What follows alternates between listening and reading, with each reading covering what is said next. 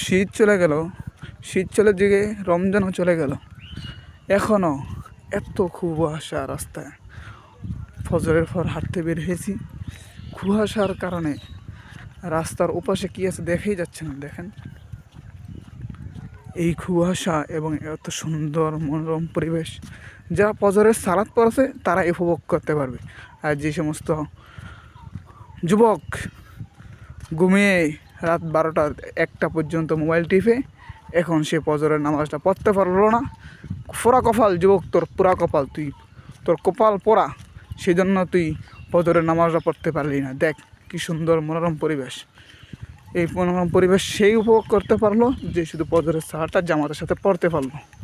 আর তুমি 3টা 4টা পর্যন্ত মোবাইল দেখে এখনও তুমি ফজরের নামাজ পড়তে পারলো না। তোমার চাইতে পোড়া কপাল আর এই পৃথিবীতে কেউ নাই। তুমি নিজেকে জিজ্ঞাসা করো তোমাকে কেন সৃষ্টি করা হয়েছে? কি খালে খাবার দাবার আর ঘুমানোর জন্যই?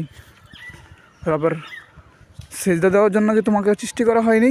একটু যুবক, একটু চিন্তা কর।